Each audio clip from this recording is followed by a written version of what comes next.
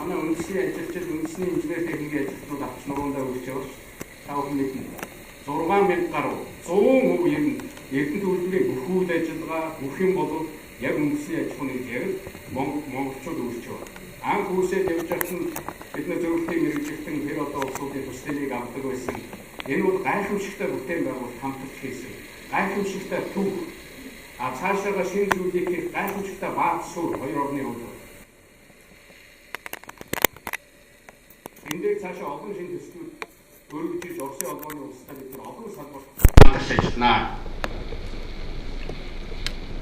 Ер нь бид нар Оросын холбооны улсын өнөөгийн ерөнхий сайд төрийн дум холбооны зөвлөл энэ хүмүүст баярлалаа гэж хэлэх ёстой. Тэр Монголоос одоо авна гэж ярьдаг байсан тэр их өрөө энэ хүмүүс өөрсдөө тэр авах авалгаа одоо маш хөнгөлтэй нөхцлөөр одоо багсгаж өгсөн шүү дээ 2% хүртэл. Түүндээ шоу хийж байгаа хүмүүст нь бид нар Монгол дотроо одоо янз бүрийн зүйл нэр хүнд олох гэж байгаад нь одоо талархлаа гэдэг биш. Хойд хөрштэй бид нар баярлалаа гэж хэлсэн. Бидэнд итгэж хамтарч ажиллаж хамтын ажиллагааны шин боломжууд байгаа гэж харж байгаа. Хойд хөрштэй бид нар баярлалаа гэж хэлэх ёстой. Би хувьдаа Монгол Оросын холбооны улс, Монголын ард түмэн, Оросын ард түмний харилцаа бол гайхамшигтай төвхтэй шүү. Монголын тус гар тогтнол эрх чөлөөний төлөө цусаа асгаруулж явсан хүмүүс бол Орос хүмүүс. Энэ бүтээн байгуулалтанд хөлсөө туслуулж хамт байсан хүмүүс Орос хүмүүс. Ямар улстай Монгол улс хамгийн ойрхон ажиллах вэ гэдээ асуухад 60 гаруй хувь нь үргэлж 1990 оноос хойш Оросын холбооны улстай Монгол улс ойрхон ажиллах ёстой гэж хариулдаг. Би ерөнхий сайд энэ их хурлын удирдлага энэ хүмүүс хойд хөрштөөгөө бүх одоо яамдын төвшин салбаруудын төвшин хамтарч ажиллах байх, уулзах байх, өмнөх уламжлалаа цаашаа үргэлжлүүлэх байх гэж харж байна. За хариулъя.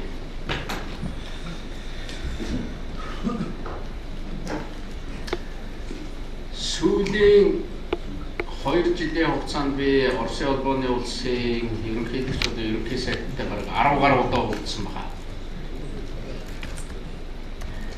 Өмнөх зарим нэг гадаад харилцааны түүхийг харахаар 2 жил бараг нэг удаа шүү уулзаагүй байдаг. Тэгэхээр улс төрийн түвшний яриа хэлэлцээ, уулзалт энэ одоо харилцаа бол үнэхээр өндөр түвшинд хүрсэн хоёр орн ялангуяа манай хойд хөршийн одоо удирдагчид хоёр орны харилцааг ямар чухал гэж үздгийг бас нэг илэрхийлэл гэж ер нь олон улсын харилцаанд үздэг л дээ. Өндөр дээд түвшний уулзалтууд харилцан айлчтай яриа хэлэлцээ бол ингэж байнга явж явах ёстой гэж. Хоёр орны хооронд манай иргэд визгүй зорчдог болоод одоо жил гаруй болж байна. Бараг 2 дахь жилдээ орж байна. Энэ манай иргэд урагшаа явдаг, урд байгаа хэлийн цаана байгаа нэг хотыг бараг хөгжүүлсэн гэж ярьдаг. Одоо бол сонголттой болсон. Манай хойд хөршийн маш олон одоо иргэд хүмүүс Монголд одоо орж ирдэг, явдаг, хамтарч ажилладаг, эхлээд худалдаа 8 хийдэг, эндээсээ цаашаа хамтын ажиллагаанууд эхэлж байгаа. Яг үүндээ хоёр засгийн газрын хооронд хэрэгжүүлж байгаа том төслүүд янз бүрийн зүйлүүд харагдахгүй гэж магадгүй. Гэхдээ иргэдийн хооронд, аж ахуй нэгжүүдийн хооронд бол ер нь харилцаа бол эрчимтэй явагдаж байгаа. Би зүгээр хоёр хөршийнхөө төрийн тэргүүнтэй гурвалсан байдлаар ягаад уулзаж болдгоо үлээ. Ер нь ийм уулзалт зохион байгуулъя гэж ийм санал тавьж ирсэн. Олон хүмүүс итгэдэггүй л байсан. Сая бид нар 3 дахь уулзалтаа хийсэн. Маш чухал шийдвэрүүд гарсан шүү дээ. 3 улс Монгол улс оролцоод 36 одоо томоохон төслийг хамтарч хэрэгжүүлэх боломж байгаа. Бүр ингэ жагсаалтыг гаргасан. 3 талаас хамгийн гол нь одоо ойлголтсон ийм жагсаалт шүү дээ. Би зөвхөн нэг зүйлийг үнэхээр хүсэж ийсэн энэ Монголын одоо ганцхан энэ одоо явдаг энэ төмөр замын энэ ганц замыг нэг хос болгочих юмсан. Манай урд хөршүүд дэлхийн их том үйлдвэрлэгч хөрш, хойд хөрштэй ч их олон зүйл байгаа. Хойд хөрш хийж байгаа зүйл урд хөрш тэгээд цаашаа маш олон улсад хэрэгтэй. Манай урд хөршид байгаа зүйл хойд хөрш Европт хэрэгтэй. Энэ бүх ачаагараа энэ тээвэр энэ зүйл одоо монголоор дайрч өнгөрдөг болох юмсан гэдэг. Ийм зүйл, ийм итгэлцлийг бий болгоё гэдэг ийм одоо чиглэлд бол идэвхтэй ажилласан. Би цаашдаа энэ ажил бол хийгдэх байх гэж бодож байна. Цаашаа автозамаар, цаашаа төмөр замаар бүр одоо нэг хийн хоолоо гэж бидний яриад байдаг. Энэ итгэлцэл бий болно гэдэг бол одоо бол ер нь Оросын холбооны тас манай хойд хөршийн ер нь Монголоор бас хийн хоолоо дайруулах тухай ярилцах юм боломж байна. Ер нь яагаад ярьж болохгүй үлээ гэж ярьдаг болсон шүү. Эгийн болын усан цахилгаанаас одоо байгаль нуурт хор хохиролтой хэцүү гэдэг ингээ байг суурь илэрхийлж байдаг. Гэхдээ ер нь энэ тухай яагаад ярьж болдгүй юм бэ гэж. Би одоо бүр өөрөө энэ Оросын холбооны улсын удирдлагуудтай уулзах боломжийг ашиглаж ямар нэгэн бас арай нэг талын мэдээлэл яваад байгаа энэ зүйлийг зөв болгох гэж оролддог. Эгийн болын усан цахилгаан станц гэдэг бол бид нар байгаль нуурт одоо монголчууд хийж байгаа үйлдэж байгаа сайн одоо зүйл гэж баг хэлж болно. Байгаль нуур бол зөвхөн одоо нэг орны баялаг биш, энэ бол дэлхийн баялаг.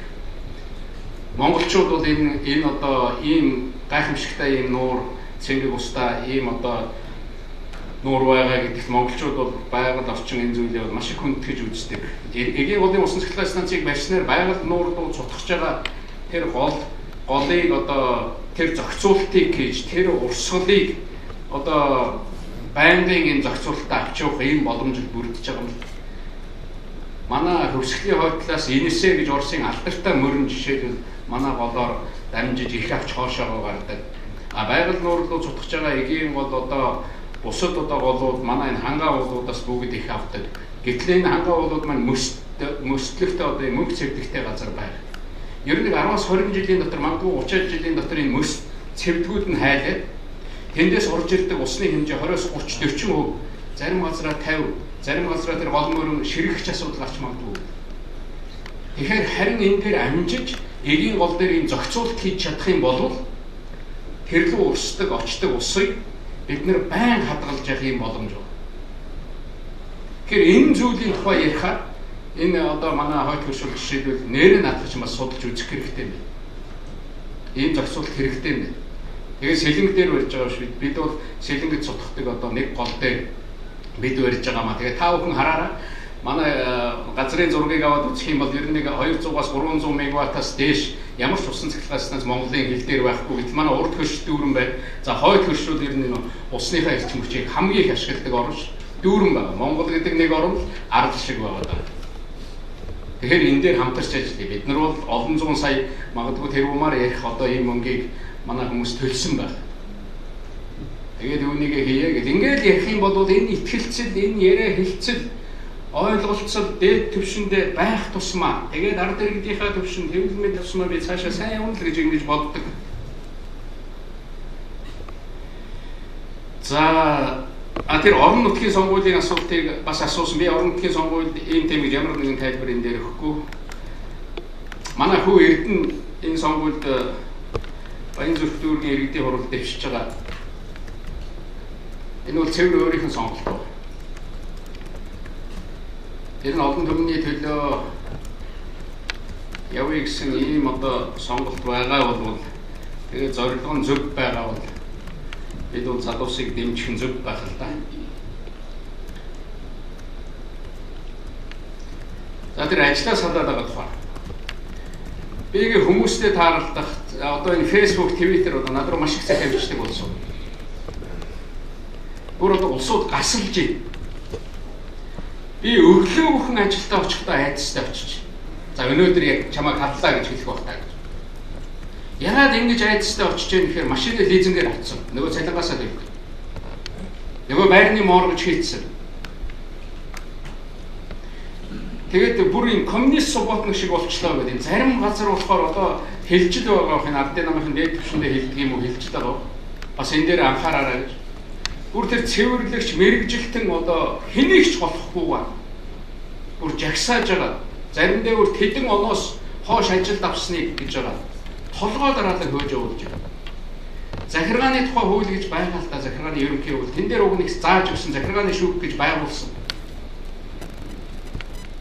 Тэгэхээр ийм байж болохгүй байна. Тэгээд хүмүүсийн бас нэг халгалж байгаа юм ин харахаар халах тусам, шинээр хүн авах тусам нөгөө төрийн албаны чадвар дордоод байна гэж. Үнэн л дээ.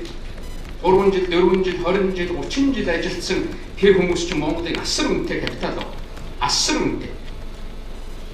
Тэр хүмүүсийг хөөж явуулаад зүгээр нэг юм шахааны улсуудыг оруулж ирэхээр энэ их хурлын одоо энэ Монгол Ардын Өсөлт намын зарим удирдлагын над бүр нэрийг хэлчихсэн.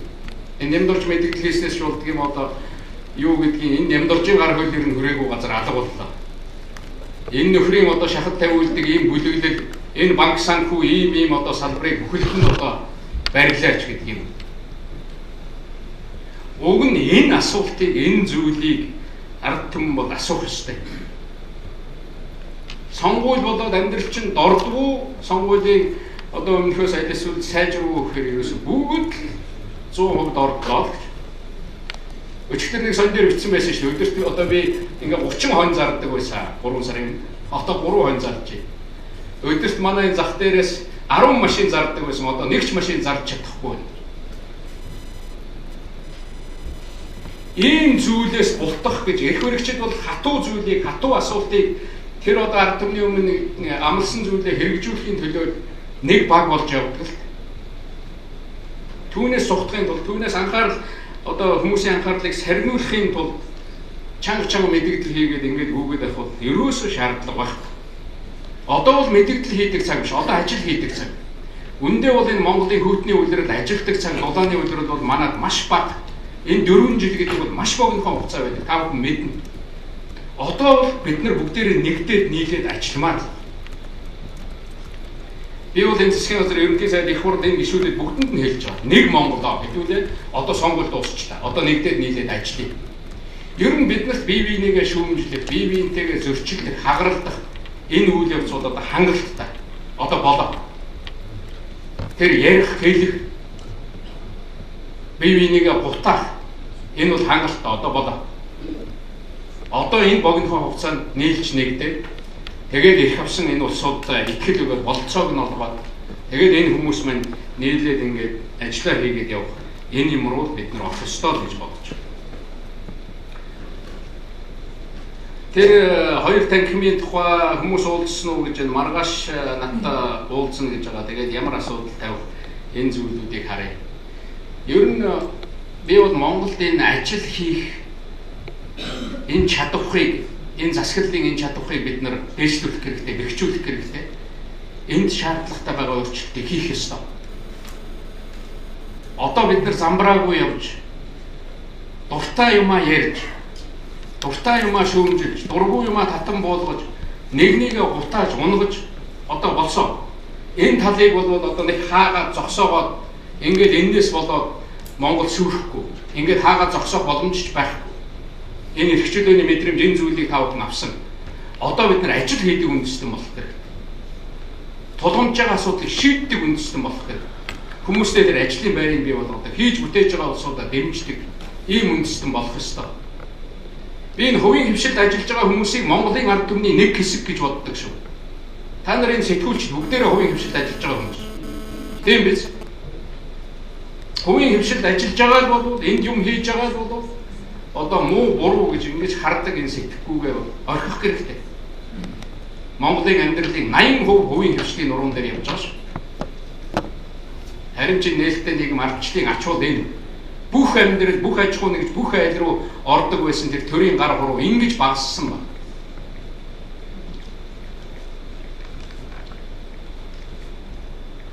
За тэр 70,000 40,000 одоо тэгээд энэ саяын төсвийн тодглоор тэр сангийн сайдын оруулж ирсэн санал тэр зүйлүүд дээр та ямар саналтай байсан бэ гэж би Жолсүрийн сайтад томилснээс хойш нэг л удаа уулзсан.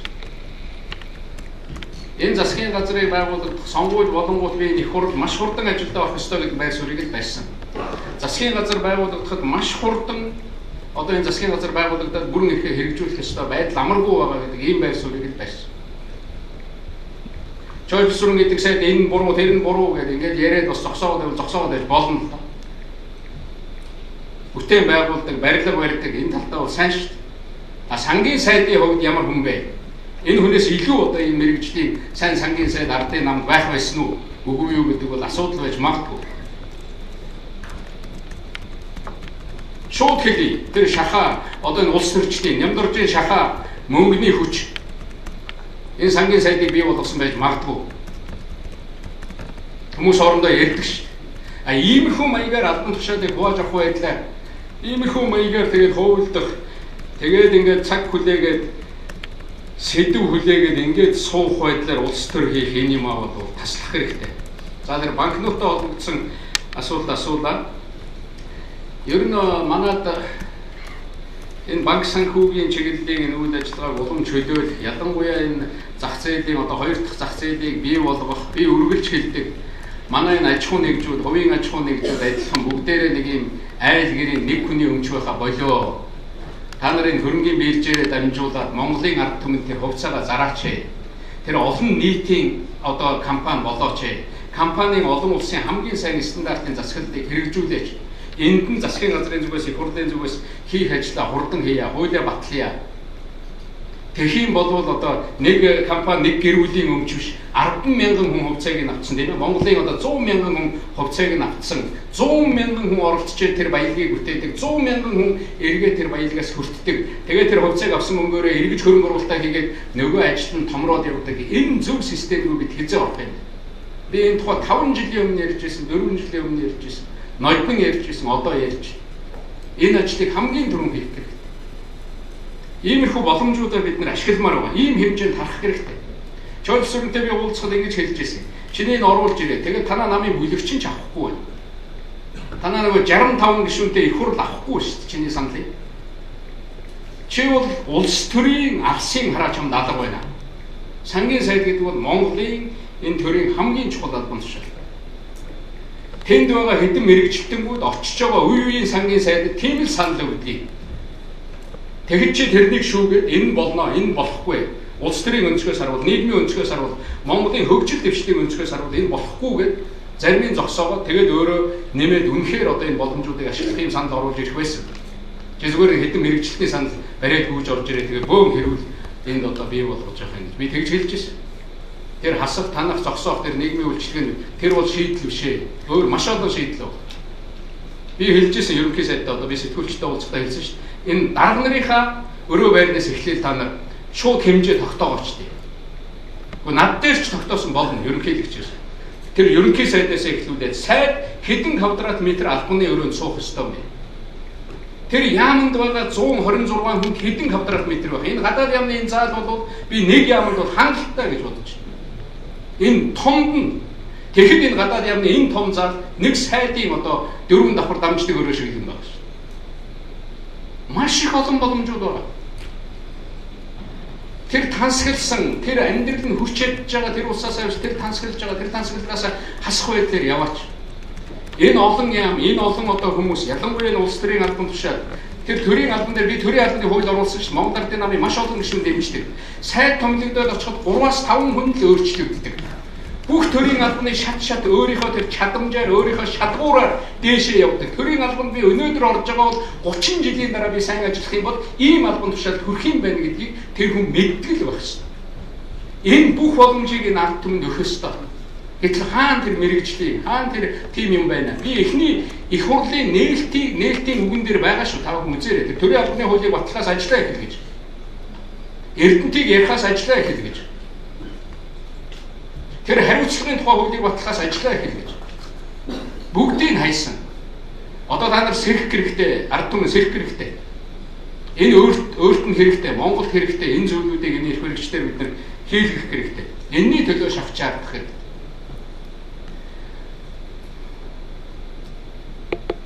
За тэр Хятадын банк сая Bank of China гэдэг асууж байна. Манай өмнөд хөршийн санхүүгийн одоо Монголын эдийн засгт оролцож байгаа санхүү, банкны салбарт оролцож байгаа спортоор дамжаад хөрөнгө оруулалт, худалдаа аль ч орноос илүү байна. Манай өмнөд хөршүүд Монголын хамгийн том худалдан авч, хамгийн том хөрөнгө оруулагч, хамгийн том энэ банкны салбарт энэ одоо санхүүгийн салбарт хамтарч ажиллаж байгаа ийм одоо улс байгаа. Бид чинь бас үндэсний аюулгүй байдлын өөрийн үндэслэл баримталтай баримталтай зарчимтай нэг орны хөрөнгө оруулалт одоо ямар төвшөнд байх вэ гэдгээ боддог ийм улс бидний байршил бас их өвөрмөц. Бид цаашаага энэ чиглэлээр хамтарч ажиллах хийх үнэхээр Монголын ард түмэнд хэрэгтэй энэ зүйлүүд дээр бол хамтарч ажиллах ёстой. Зүгээр миний байр суурь бол Bank of China гэдэг энэ одоо тэр Хятадын банк гэдэг энэ байгууллага Монголд орж ирээд зээл өгөөд ингээд явах ийм одоо шаардлага алгаа аль ч орноос одоо эдний одоо тэр санхүүгийн оролцоо, банкны оролцоо Монголд бол өндөр байна. Харин ч одоо шаардлагатай өөр орны энэ төвшин хангалтсан боломжтой орё гэж байгаа ийм банкны салбар байгаа бол манай санхүү рүү орж ирээгүй, манай руу хөрөнгө оруулалт хийгээгүй ийм одоо улс орн сонирхож байгаа бол оруулах хэрэгтэй. Иймэрхүү байдлаар бид нар ер нь тэнцвэрээ барьж явбал яасан. Энэ дотроо тэр Монголын банкнуудын нэрэн дээр гардаг, арилжааны банкнуудын нэрэн дээр гардаг шүүмжлэлийг ч гэсэн би хуваалцдаг. Иймэрхүү асуудлуудаа шийдээд явах хэрэгтэй. Сайн нэмдорч тэр мэдээлэл хийж явахдаа ярьж юм лээ. Бид тэр одоо банкыг оруулж ирэх гэж байгаа, бид ярьж байгаа оруулж ирнэ гэж. Харин тэр банк оруулж ирэх асуудлыг үндэсний аюулгүй байдлын зөвлөлт дээр яриа шүү. Өмнө ярьж ирсэн. Би байр суурийг тодорхой хэллээ.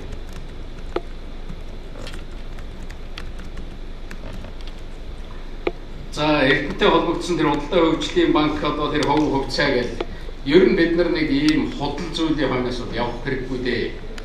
Надад бол худалдаа хөгжлийн банкнд хувьцаатай байх тэгж хувилдах ямар ч шаардлага байхгүй. Би тавхан нэг зүйл хэлье.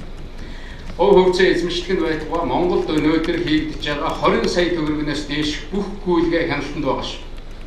Энэ олон улсын санхүүгийн, олон улсын энэ одоо янз бүрийн мөнгөний гүйлгээ хар бор мөнгө явж гэнүү гэдэг энэ бол ёстой нөгөө шилэн данс гэдэг шиг хяналтанд байна. Өмнө нь нөгөө долларын ханш гайгүй байхад $20,000 хязгаарласан байсан. Одоо унаад $10,000 байна шүү. $10,000 дээш ямар нэгэн асуудалтай гүйлгээ, ямар нэгэн юм хийгдсэн байгаа бол Монгол банк хамгийн түрүүн хянаж байгаа. Баяр цайхан гэдэг ерөнхийлөгч нь байна. Энэ хүн хянах ёстой. Тэр банк ямар их үүсвэрээр авав, юу болов гэж асуугаад байна. Энэ бүхэн дээр хянаад тэнд нь хариулдаг болсон. Тэр одоо тушаал гаргасан гэж байгаа сангийн сайд нь байж, тэр ерөнхий сайд нь байж, тэр шийдвэрийг засгийн газар дээр гаргасан гэж байгаа. Тэр 49%-ийг оруулж ирсэн гэж байгаа аж ахуйн нэгжийн нөхдүүд нь байж.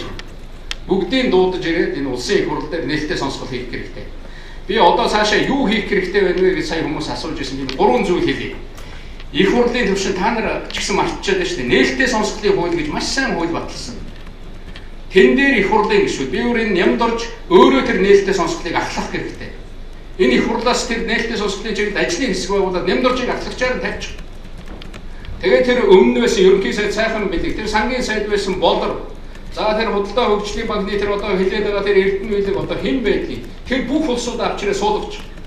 Тэгээд би үннийг хэлэн зөвхөн үннийг хэлнэ гэж тангарыг өргүүлж байгаад их хурлын гишүүд ингэж тойрч суулж байгаад нэг нэгээрээ асуу. Тэгээд тэр нээлттэй сонсголын үйл ажиллагааг орон даяар дамжуул. Тэгээд болоо. Нэг хүн мэдээлэл хийгээд ард түмний сэтгэл зүгээр тоглоод ийм нэг улс төр явдаг энэ юм болиё. Над руу хүмүүс бичиж байгаа тэр фэйсбүүкээр бичсэн байна. Та энэ дээр гарч байр суурийг илэрхийлж, нэмдоржийн мэдээллийг үзэж байгаад манай даралт нь өндөрсөд унчлаа гэж нэг залуу хүртэл бичсэн байсан. Ингэж энэ ард түмний сэтгэл санаанд ингэж нөлөөлөх ямар хэрэг вэ? Засгийн газрын төвшөнд өмнөх сайхан билгийн засгийн газрын тэр одоо хөвөлдсөн нуусан гэдэг бол тэр хуралдааны тэмдэглэлийг бүгдийг нийл болгох хэрэгтэй. Би засгийн газар энэ лүгээ явж байгаа юм байна гэж харж байгаа. Их удаан байна. Засгийн газар байгуулагдаад маргаашны шийдвэр гаргах хэрэгтэй шүү. Тийм биз дээ. Тэр үед сайдууд юу гэж ярьж ирсэн. Тэр хойно урдаас ирсэн бичиг баримт янз бүрийн юм байгаад бүгдийг нийл болгох. Тэр засгийн газрын Эрдэнэтэй холбоотой гаргасан шийдвэрийг нийл болгох. Засгийн газрын хурлаар шийдээд нийл болгочихлоо. Хаалтаа уралдааны материал. Ингээд энэ хэвлэл мэдээлэл бүх хүмүүст нь өг. Энэ 49%-тай холбоотой асуудал дээр чулуу бүхнийг эргүүлж хараа.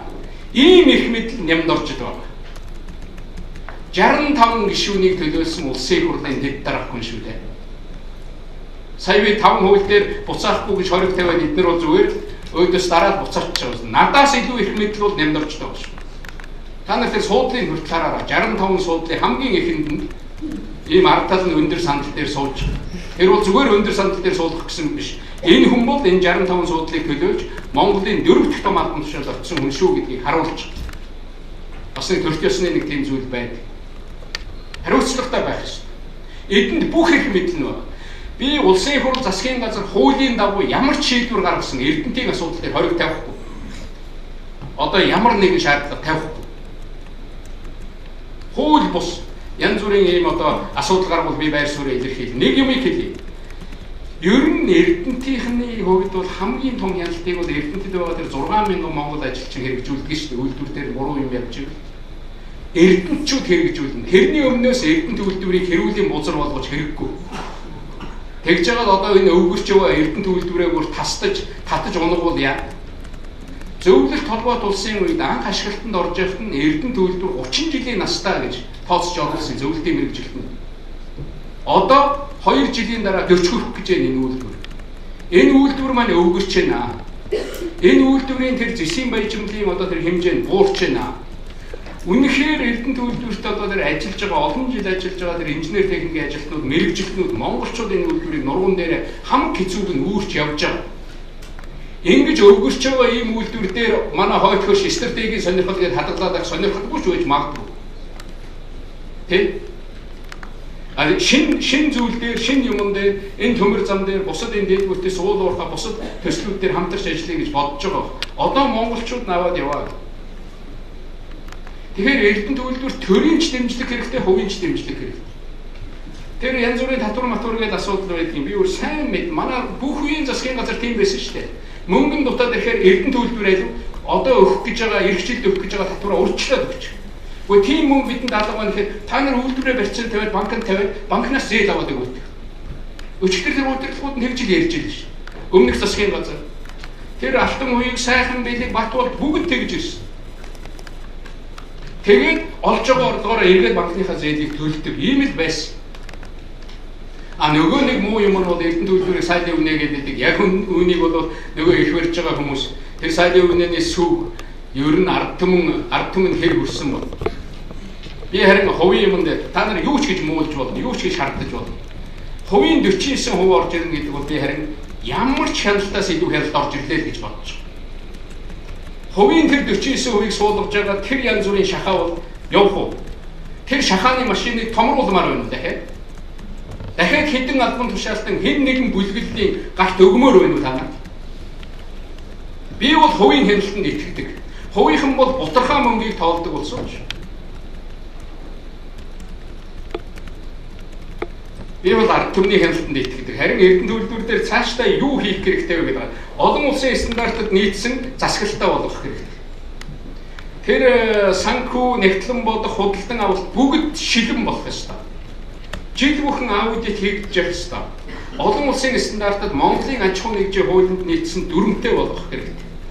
Тэр олон нийтийн хяналт, тэр хэвлэлийн хяналт, бүх тэр хяналтыг аваачих хэрэгтэй. Хууль бус ямар нэгэн үйлдэл хийсэн болов энэнийг таслан зогсоох эрх нь өнөөгийн их баригчд байгаа. Яах гэж ингэж 2-3 сар хүлээсэн юм бэ? Тэр ажлын хэсгийг ахлагч нэг хүнийг мэдэгдэл хийхийг тэгээд тэр хүн одоо материалаа цуглуулж аваа за одоо би мэдэгдэл хийх төвшөнд баг хүрлээ. Одоо цаг хүүтрээд хүмүүс телевизийнхаа өмнө орж ирлээ. Анхаарал хандаж эхэллээ. Одоо л би гардаг хэрэг гэж ингэж бодож энэ бодлыг гүйцээх гэж ингэ тоглож байгаа юм. Ингэж эрдэнэ төлөвлөрөөр ингэж энэ одоо улсын энэ үн цэнтэй энэ нэртэй энэ алдартай одоо нэрээр бол тоглож болохгүй нэртэй брэнд шүү дээ эрдэнэ төлөвлөр. За Батүлийн хийсэн мэдээллийн тухай түрүүн асуусан одоо хэлмэгдүүлэх гэж нэхэвсэл байгуулаглаа гэдэг. Батүлийг би үргэлж дэмжиж ирсэн. Тэр Баатар болтол нь дэмжсэн дээ. Цаашдаа дэмжин. Би түрүүн хэлсэн зоригийн хэрэг дээр ажиллаж байгаа ажлын хэсгийнх нь хэн нэгнийг хэлмэгдүүлэх ямар ч зорилго байхгүй. Байх ёсгүй гэдгийг би ерөнхий прокурорт үргэлж хэлж байна. Ер нь улс төрөөс болоод хэн нэгнийг хардж мэрж гэж улс төрийн цаана хараад энэ хэрэг бол илэрхгүй удсан байх. Би бол ингэж хардаг. Өөрийн бодол өөртөө зөв гэдэг шүү дээ. Хүн бол санд бодлоо илэрхийлэх бүрэн эрхтэй. Би түрүүн хэлсэн энэ хуулийн хяналтын байгууллага өдөр шөнөгүй ажилласан энэ улсуудад талархаж явах хэрэгтэй. Үнэхээр энэ хийж байгаа ажил нь хэцүү, маш их хүнд нөхцөл ажиллаж байгаа. Би хувьдаа ерөнхийлөгч болоод миний ширээ дээр миний анхаарал өдөр тутам байдаг нэг асуудал бол энэ зоригийн амь насыг бүрлэгсэн хэргийг, энэ учир холбогдлыг, тэр эзэн, тэр алуурчныг ямар нөхцөл байдал тэр үед үүссэнийг энэ Монголын ард түмэн хөргөх, энэ үнэхээр Монголын ард түмэн мэдэх хэрэгтэй л гэж боддог. Энэ хуулийн хяналтын байгууллага эдний ажил бол Батүл талархаж явах хэрэгтэй. Монголчууд талархаж явах хэрэгтэй. Юу энэ нэлээд агцтай явж байгаа гэж хэлье. Зүгээр энэ хэргийг ягаад ийм одоо нууцлагдмал байна гэдэг хахад эхнээс нь нөгөө тагнуулын байгууллагад харьяалуулаад тэгээд илрүүлэх үйл ажиллагаанд нь тагнуулын байгууллагын гүйцэтгэх ажиллагааны тэр дандаа нууцтай байдаг тэр зүйлүүд орцсон учраас энэ хэргийг нууцлал гэж яриад байдаг юм л да. Гэхдээ би энэ хэрэгтэй холбоотой тэр одоо шүүхийн шийдвэр бол ил байна гэдэгт би итгэж байна. Ер нь манай хэвлэл мэдээллийн байгууллага янз бүрийн одоо зүйл сонирхдаг тэр мөрдөн шалгах одоо сэтгүүл зүй гэж байдаг. Энэ хүмүүс бол ёстой эцсийн хуудсыг эргүүлэх байлгүй. Энэ хэрэг илэрхгүй 18 жил боллоо. Энэ хэрэг ямар учиртай байсныг дахиад 18 жил монголчууд эцсийн чулууг нь хүртэл эргүүлж харах байх гэж би бодож байна. Гэхдээ энэ нэг илрүүлэхийн тулд явж байгаа, ажиллаж байгаа эхнээс нь бүр явсан цөөхөн хүн байдгийн да. Ямар хүндрэл, ямар хэцүү юм дундуур явсан. Тэгээд энэ дээр ерөнхийлөгч болж гарч ирээд би аюулгүйн зөвлөлийг хуралдуулж байгаа бүр аюулгүйн зөвлөлөөс тусдан зөвлөмжийн хэрэгээр гаргасан.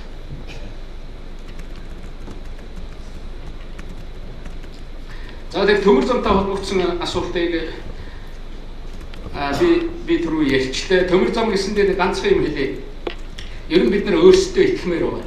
1990 он нөгөө 90 оны ихээр зөвлөлт бот улс задраад ингээд явж байхад бүх нөгөө зөвлөлт бот улс задарж байхад тэнд байсан хамтарч ажиллаж байсан гадны дотны задрыг тусгаар байсан улсууд өөрийн төмөр замтаа бас оролцоо байсан байх.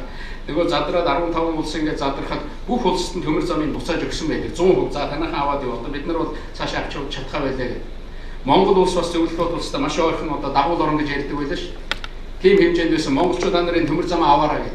Нөгөө 50% гэдэг өнөөдөр яригдаад шүү дээ. Сая түрүү асууад байсан. Тэгсэн одоо тэнд байсан зарим хүмүүсийн хариулт нь бол одоо орос ахгүй бид нар яаж төмөр замаа авч явах вэ? Чадахгүй гэж тэр үед хэлээд буцаасан байна. Одоо бол ер нь өстой яаж ч уулаад мэдэхгүй төмөр зам энэ асуудал Монголын үндэсний одоо аж ахуй нэгж 100% ирнэ гэж байхгүй. Сталин баг одоо зөвлөлтийн удирдагч байхад хоёр талаас батлсан дүрмээр л явдаг шүү дээ. Эндээс хойш маш их цаг хугацаа өнгөрч өөрчлөгдөж дэлхий өөрчлөгдсөн дээ. Тэгэхээр шинэ цаг үед зах зээлийн нөхцөлд нийцүүлж энэ төмөр замынхаа гэрээ хэлцээрийг шинжилгээ хий, ашигтай болгоё гэдэг энэ асуудлыг бүх үеийн засгийн газар, бүх үеийн ерөнхийлөгч ярьж ирсэн. Харин одоо манай Оросын холбооны улсын талаас бас энэ төмөр зам дээр энэ гэрээ хэлцээрийг шинжилгээ, зах зээлийн юм зүйл рүү оруулъя, шинээр төмөр зам барих, энэ үйл ажиллагаан дээр хамтарч ажиллая гэдэг энэ ажлууд бол явж байгаа. Би зүгээр төмөр замын тэр удирдлага яаж тавьсан юу болсон үнэхээр надад мэдээлэл алга. Энэ бол засгийн газар бүрийнхээ өрөөнд шийдэх хэрэгтэй. Тэгээд хүн бүхэн нэг нэр халаасалцсан тэнд ингээд явж байгаа ийм байдалтай бол ийм байж болохгүй. Олон улсын валютын сантай хэлцээр хийнэ гэж энэ хэрэгтэй юм уу? Таны байр суурь юу байна вэ гэж ингэж асууж байна. Олон улсын валютын сангийн сантай хэлцээр хийх асуудал жишээлбэл өмнөх засгийн газрын үед өмнөх банкны ерөнхийлөгчийн үед яагаад яваагүй гэхээр бас сонсмоор тийм одоо үндэслэлүүд бас хилээд идэг юм аа. Хэлцээр хийвэл ийм сайн тал байна. Бас ийм муу тал байна. Гэт ингэж ярьдаг. Тийм учраас энэ бол хоёр талтай асуудал. Миний явж ирсэн байр суурь юу вэ гэхээр би ганцхан үндэслэлийг гишүүнээс болгож ер нь бид нар хэлцээр хийх ёстой гэдэг байр суурин дээр өмнөх засгийн газрын үед ч би байсан. Хэлцээр хийх хэрэгтэй. Тэр нь ямар үндэслэл байсан бэ гэхээр энэ санхүүгийн сахилга бот гэдгийг бий болгоё. Энэнийг одоо засгийн газартайгаа юм уу сангийн сайдтайгаа тэр их барьж байгаа улсууд нь хариуцлага тооцож ерөөсөй чадахгүй шүү дээ. Тийм байгаа юм. Ерөөсөө засгийн газар нь төсвөө оруулаад ирдэг их хурлын гишүүд нь дураараа тэлж идэг. Өөрийнхөө тойрог руу өөрийнхөө сонирхож байгаа юм руу хэдэн төгрөг хаяулах юм бол тэгээд төсөв баталсан нэртэй болдог. Баталсны дараагаар дандаа тодтогч идэг. Тэгээ Монголын ард түмэн одоо энэ тавьсан өр зээл энэ бүх юмд нь хэдэн үеэрээ унжээдэг ийм л байсан. Тэгэхээр энэ сахилга бот гэдэг юм ерөөсөө Монгол олон улсын санхүүгийн байгууллага тэрсмэ валютын сантай хэлцээр хийх бий болохгүй бол энэ гарах гэдэг энэ хямрал энэ юм бол цаашаа хэцүү. Одоо хэдэн тэрбумаас нь тэндээс мөнгө зээлнэ. Ер нь манад мөнгө зээлж магадгүй тэр хүсэж байгаа 2 тэрбум 4 тэрбум гэж бас та нар хэвлэлээр бичээлээ. Энэ бол манай өмнө хөршил энэ мөнгийг өгч магадгүй. Миний байр суурь бол маш тодорхой байна. Ярьж болно. Ганцхан өмнө хөрштэй биш ээ. Хойд хөрш. Дээр нь одоо Мексик маш хүнд байдалд орж байгаад Америктэй ярьж байгаа. Өөрийнхөө өндөр хүүтэй авсан боондоо Америкийн одоо хамгийн баг хүүтэй мөнгөөр солиулаад зээл аваад тэгээд эдийн засгаа босгоод эргүүлээд ингээд өгөөд гарсан ийм туршлагууд байдаг. Улс орнд байна. Европоос би Германтай ярьж болно, Азиас Япон, Өмнөд Солонгостой ярьж болно, хоёр хөрштэйгөө ярьж болно, Америктэй ярьж болно, валютын сан дэлхийн банк гэх бүх зүйл нь тэнд байгаа. Одоо сангийн сайд тэнд явж байгаа шиг байна. Тэгээ явж байгаа нэг орн тунж магадгүй. Гэхдээ миний ганцхан тавьж байгаа санал бол энэ мөнгө зээлх байх энэ авах юмыг хөнгөлтэй хүүгээр энэ бондыг сольж болно. Үнэхээр одоо тэхээс өөр аргагүй болсон байж магадгүй. Тэгэх юм бол валютын сантаа дээр, валютын сан зөвшөөрөөд за энэний чинь ийм өндөр хүүгээр жилдээ одоо тэр умаар нь баг их найдаар нь одоо тэр зээлийн үйлчлэгээ үзүүлж ирснээс ингэж одоо Монгол улс санхүүгийн хүндрэл үүсчээснээс эндээсээ ийм зээл аваад ингээд асуудлыг шийдгээд валютын сангийн хэлэлцээрийн хүрээнд бол байж болох зүйлээ л гэж бодож байна. Түүнээс биш зүгээр нэг албан тушаалтын гүйж очиод ингээд шийддэг. Тэгээд нэг мөнгө оруулаад ирдэг. Тэн дээрээ ямар ч шалгуур байхгүй. Анх тэр Чингис Бонд бусад юмнуудыг одоо ярьж яхад тэр шалгуур тэр юмнуудаа тавиил гэж уг нь их л ярьж аюулгүй зөвлөлөөр ярьсан да. Тэгээд манад энэ үнэхээр санхүүгийн сахилга бат энэ улс төрчид мөнгө харахаараа тэгээд ерөөсөө үнэхээр замбрааг болдог доо. Энэ улс төрийг энэ мөнгө энэ хяналтгүй байдал эвдээд байгаа шүү дээ. За, Эрдэнэтийн 49%-ийг авах үйл ажиллагаа хэдийд эхэлсэн бэ гэж ингэж ярьж байна. Ер нь тэр дөрмөн дээр нь байдаг л да тэр 51-ийнхаа талаас асуун 51%-ийн тал нь бас одоо ямар нэг өөрчлөлтийг зарах шийдвэрлэх бол 49-ээс асуух ч үлээ. Нэг л ийм заалт байгаа учраас ийм үе таадаг байгаа учраас манай 49%-ийг зөвхөн манай үндэсний компаниуч дэдэггүй гадны улсын бас томоохон улс орнуудын аж ахуй нэгжүүд сонирхож байгаа гэсэн тийм яриа сонсогддог байсан. Тэгвэл миний барьцдаг байр суурь бол Монголын 51% хөдөлгөхгүй шүү. Зарим нэгэн хувьсан ч тодорхой хөв буулгая, 49-ээс ч буулгая. Энэ бол айл 90 оноос хойш яригддаг нэг иймэрхүү зүйл байдаг байсан. 51% хөдөлж болохгүй. Үнэхээр өөр улсад байгаа 49% яриад одоо бүтнээр нь оруулаад ирж байгаа бол энэ дээр асуудал байхгүй. Тэр нь хууль номынхаа дагуу шийдэгдэх юм байна. Тэгэхээр энэ асуудлаа засгийн газар авч үзээд шийдээд хууль номынхаа дагуу одоо Монголд аж ахуй нэгжийн хууль гэж байгаа шүү дээ. Ер нь манай аж ахуй нэгжийн хуулийг нэг муу хууль биш гэдэг шүү. Тийм учраас тэнд төлөөлөл удирдах зүйл нь яаж байгуулагдах ёстой, 49 нь хэдэн хүн байх ёстой, 51 хэдэн хүн байх ёстой, өмнө гаргасан сангийн сайдын тушаал буруу зөрүү байгаа бол аж ахуй нэгжийнхаа хуулинд нийцүүлэх хэрэгтэй. Тэгээд Эрдэнэтэй холбоотой тэр дүрмээ засгийн газар үнэхээр одоо чухал үйлдвэр гэж үзэж байгаа бол засгийн газар батлах хэрэгтэй. Ер нь Оростой тэр харилцаж байсан 49-51-ийн нөхцлөөс буурах шаардлага одоо буулгаж муутгаж бол хэрэггүй л гэж би бодож байна. Гэхдээ тэр аж ахуй нэгжийнхаа хуулинд оруулаад ингээ батлаад явахад ерөөсөө асуудал байхгүй. Төсөв орж ирлээ. Энэ төсөв дээр одоо та ямар байр суурьтай байна вэ гэж ер нь зардал хасч болж байгаа шүү дээ. 2013 онд ерөнхийлөгчийн одоо миний төсөв батлагдсан 11.9 тэрбум төгрөгөөр батлагдсан байдаг. Жил бүхэн тэрбумаас илүү бараг 2 тэрбум төгрөгөөр хасагдаад энэ жил 4 тэрбум хавцаа орж байгаа хаа. 12 тэрбум байсан юм 3 жилийн дотор 4 тэрбум гэх чинь 3 дахин буурж байгаа. Ерөнхийлөгч ингэж бууруулж болж байна да 300%-аар бууруулж болж байна.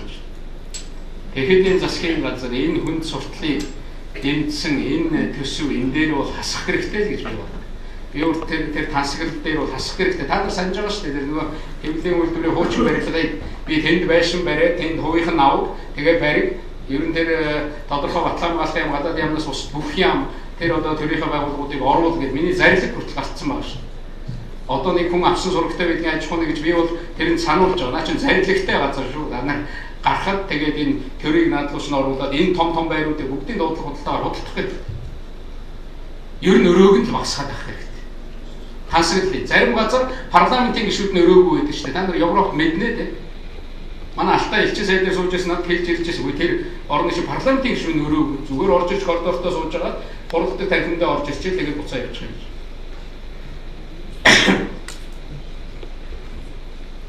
том төслүүдэд хөдлөх хэрэгтэй юу гэж том төслүүдэд хөдлөх хэрэгтэй. Хийж байгаа дэмжиж байгаа энэ зүйл дээр энэ засгийн газар юм хийх хөдөлгөх ийм л зүйл байвал бүх зүйл дээр нь дэмжих хэрэгтэй. Өгчүүддээ нэг хүндэтгэл үзүүлэх нэг дэвэ тойрыг гэсэн манай Бат Эрдэнэ аврагаас эхлээд манай үндэсний бүхийнхэн бол маш их баярлж дэмжижсэн одоо юу гэж үзсэн монголчууд бол бэлэгдэл боддог болсон шүү дээ. Ерөнхийлөгчийн засаглалын тухай ер нь энэ болохгүй байгаа юм шүү гэж ингэж асууж байна. Гүйцэтгэх мэдлээ үнэхээр гүйцэтгэдэг тэр чадвартай тийм эрх мэдлийг бид нар бий болгох хэрэгтэй. Би хувьд ерөнхий сайдын энэ эрх мэдлийг үнэхээр нэг ажиллаа хийх боломжоор бид нар хангах хэрэгтэй. Улс оронд байдаг энэ парламент нь олон юм яриад байвал шууд хөөгөө тараадаг энэ эрх мэдэл ерөнхий сайдад маш их хэрэгтэй. Энэ тэнцвэржилт хэрэгтэй байхгүй. Хэлдэг ярьдаг хүнээр Монгол дутаагүй. Одоо хийдэг институт нь Монголд хэрэгтэй. А энэнийг хийдэг институт аль ч оронд гүйцэтгэх засаглал нь байдаг. Энтэй холбоотойгоор ямар ч өөрчлөлтийг хийх нь би бол дэмжинэ. Би хийхэд бэлэн байна. Бүр дэмжихэд бэлэн байна. Над өөрийн санал байна. Тийм учраас ерөнхийлөгчийн засаглалын тухай судалж шүү. Ерөнхийлөгчийн эрх мэдлийг тэр хаснуу нэмнүү тэр бол тэр одоо гарна. Ерөнхий сайд гүйцэтгэх засаглалаа ажил хийдэг болгоё. Хугацаан дээр нь ч бодож үзэж болно. Ер нь 4 жил биш 5 жил ч болно. Үнэхээр ингэж нэг Монгол юмар хийдэг, бүтээдэг, тэгээд нэг жоохон зах замбраатаа, сахилахтаа нэг ийм юм руугаа одоо бид орох болсон. Би түрүү хэлсэн шүү дээ. Задарсан тэр эрх чөлөө тэр одоо ярьдаг тийм зүйл бол хангалттай Монгол бол тэр хэвлэлийн эрх чөлөө гэдэг юм уу, тэр хүмүүжил бодлоо илэрхийлэх эрх чөлөө, шүүмжлэх эрх чөлөө энэ бол одоо хомигдохааргүй болсон. Энэ байж нөгөө талдаа хийдэг, бүтээдэг тэр эрх чөлөө, тэр чадамжийг бид нар заавал дэвшүүлэх гэдэг. Энэ ерөнхийлөгчийн суудлага гэдэг бол Монголын төлөө юм боддог хүнд бол юм бодогдуулдаг суудлал шүү. Нэг ийм үг байдгийн улс төрч бол дараачийн сонгуулиа боддог юм аа. Төрийн зүтгэлтэн бол дараачийн үеийг боддог гэж. Би аль замаар нь явсан. Би улс төрч байсан. Би Монголын төрийг тэргүүлээд ингэ сууж. Үнэхээр Монголд өнөөдөр улс төрд нь юу хийх хэрэгтэй вэ? Эдийн засгт нь юу хийх хэрэгтэй вэ? Би үнэхээр энэнийг бүр дотор нь орсон юм шиг харж. Ийм зүйл хийх хэрэгтэй. Түрүүн дээр ардчилсан намын шинжилгээд асууж байна лээ. Жишээлбэл ардчилсан нам гээд ингэхэд эхлээд ямар үзэл энэ намд байх ёстой юм бэ гэдгийг маш тодорхой болгох хэрэгтэй. Юу хийх вэ гэдгийг тодорхой болгох хэрэгтэй. Дүрмээ тодорхой болгох хэрэгтэй. Тэнд байгаа хүмүүсийн тэр сэтгэл зүрхэнд хүрсэн. Монголын ард түмний сэтгэл зүрхэнд хүрсэн. Тэгээд энэнийг аваад явах чадамжтай. Тийм бүтцгүй болох ёстой. Тэгэхээр бидэнд бол одоо ер нь миний хэлээд байгаа нь ажил хийдэг цагаа. Одоо мэдээлэл юм уу, сэдв юм уу, цаг хүтрхийг хүмүүс телевизийн өмнө цуглахыг түлээгээд суудаг ийм шаардлага байхгүй. Давал надад тийм юм байх. Надад ямар ч тийм шаардлага өнөөдөр би нямдурчийг шүүмжлэх аль эсвэл тэнд бодлоо хөгжлийн магны 49-ийг авсан хүнийг магтах ийм шаардлага байхгүй. Би ерөнхийлөгчийн хувьд нямдурчийг ч төлөөлөх хэрэгтэй, би эрдэнэ үлгийг ч төлөөлөх хэрэгтэй. Би ядарч яваа хүнийг ч төлөөлөх хэрэгтэй. Би чадаж яваа хүнийг ч төлөөлөх хэрэгтэй. Намайг үгүй яддаг хүнийг ч би төлөөлөх үүрэгтэй. Намайг дэмжиж талархдаг хүмүүсийг ч би төлөөлж. Энэ утгаараа л хэлж. Хэдүүлээ энэ нэг улс төржилт, энэ нэг хий хоосон хүмүүсийн даралт ихсгсэн энэ юм багсгая. Хийх юм дээр төвлөрье. Ард түмэн хэцүү асуулт асууж байна. Хариуцлага шаардж байна. Хийн гэсэн бол хийдэг л бай.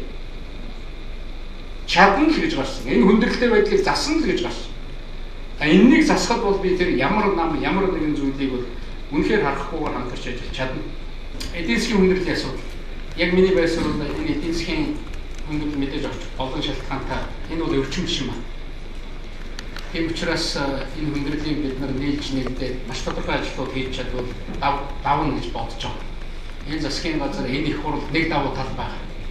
Ямар ч шийдвэр гаргах үнэхээр Монголын төлөө энэ эдийн засгийн хүндрэл бусдаа асуудлыг шийдэх ямар ч шийдвэр гаргах бүх эрх нь энэ их хурл байна. Их хурл 65 гишүүнтэй. Ийм 65 гишүүнтэй газар ерөнхий сайдаар ажиллан засгийн газар ажиллана гэдэг бол Энэ бол маш том давуу тал. Улс төрийн асар том дэмжлэг. Ямар ч эрсдлээс айхгүйгээр Монголын төлөө чадах шийдвэрээ гаргаад тэгээд хамтарч ажиллаад явах хэрэгтэй. Энэ дээр бол одоо ийм боломж бол үүссэн. За яг түрүү маш их шүүмжлэлтэй хэллээ. Төрийн алба халж जैन, хариу авч जैन ийм их асуудлууд байна. Энэ асуудлыг бид хуулиар шийднэ. Монголд одоо мафия бий болж байна. Би тэмцсэн толгоогоо тавина гэхийн оронд ерөөсөө тэрний хүн гарч ирээ тэмцгээд нэг бүлгэлийг нөгөөгөөр солих гэж оролддог. Тийм хувийн сонирхол байдаг. Хуулиар тэмцэх хэрэгтэй байхгүй. Хуулиар чангадах хэрэгтэй. Дээрээс эхлээд ерөнхий гишээс эхлээд нөгөө сонгогдсон, томилогдсон албан тушаалтнуудаа хариуцлага тооцох хуулийг л энэ их хурлал хамгийн түрүүн батлаад хэрэгжүүлэх хэрэгтэй. Жилдээ нэг 3 одоо засгийн газрын гишүүн, 4 одоо энэ янз бүрийн өндөр албан тушаалтай улсууд хуулийн хариуцлага хүлээгээд ингээд явж идэг бол Монголд хариуцлага бий боллоо гэж хэлнэ. Яг энэ хариуцлагатай зарчимтай ажиллах энэ өөрчлөлтүүдийг бид нар хийх хэрэгтэй байгаамаа. Энд бол маш их олон асуудал байгаа. Тэр гэр бүлийн хүчирхийлэлтэй холбогдсон тэр хуулийг асууж байна. Тэр энэ дээр нэг тийм нүд хуураад байна. Одоо манай сэтгүүлчд бол би дандаа задлан шинжилгээ хийдэг мундаг хүмүүс гэж бодож байгаа шин. Гэр бүлийн хүчирхийллийн хуулийг өргөн барьчлаа. Нийгэмд одоо тэр хуулийн тухай их айхтар шаардлага байсан шийдлээ гэж хэрвээ тэр эрүүгийн байцаа шийдэх хуулийг өөрчлөхгүй бол, зөрчлийн хуулийг батлахгүй бол, гэмт хэргийн хуулийг батлахгүй бол тэр чинь бүгдээр уялдаатай байхгүй. Гэр бүлийн хүчирхийлэл гаргасан этгээдтэй яаж хариуцлага тооцох уу, яаж шийдэх үү гэдэг юм тэр хуулиудад байгаа. Сайн 5 хуулийг буцаасан энэ 5 хуулийн гайгаар өөрийгөө хэлмэгдсэн гэж үзэж байгаа хүн бүхэн өдөр бүхэн хашгирж явах ёстой. Нямд оржоо тэр хууль баталж өгнө л дээ. Тэрнээс чинь болоод би ингэж байна. Тэр шүүхээр ороод, тэр шатны шүүхүүдээр ороод ингээд тэр процессыг бүгдийг нийл болгож өгсөн шүү дээ. Ямар юмыг зөрчих гэх үгээд 340, ямар юмыг хэрэг гэх үгээд 240-оор нь ялгаад тэгээд ямар хүн дээр яаж хариуцлага тооцох нь маш тодорхой болгоцсон. Тэрнийг хараад сухад хүн өөрийгөө зөрчлөөс хамгаалаад гэмт хэрэгээс хамгаалаад ингээд аваа явуучих бүрэн боломжтой байна. Энэ нэг хар тогтолцоо, хар хуулиас салах юм боломж байсан байхгүй. Хамгийн их хүндрэл бол мөнгөний хүндрэл яах вэ? Энэ хууль хяналтын байгууллагын хоёр нүур алагчлал тэр мөнгөтэй албан тушаалтай хүмүүст үйлчилдэг энэ байдал бол утгагүй ш. Надаас хүмүүс асууж одоо тэр шүүмжилж байгаа. Элбэг дуржийн авилгалтаа тэмцэн гэдэг энэ алагчлаад байна. Зарим улсуудаа яахгүй байна, зарим нь одоо хэлээд байна. Би алагчлал гэж юу хэлэх вэ гэдэг миний бие ойлголтоор хэлчихье. Албан тушаалтай эрх мэдэлтэй этгээдүүд авилгал албан тушаалыг хэрэг өдүүлдэг. Албан тушаалтай байхад нь эрх мэдэлтэй байхад нь хатуу шаардаад одоо тэр хуулийнхан ажиллаад явж байгаа бол энэ алагчлал биш.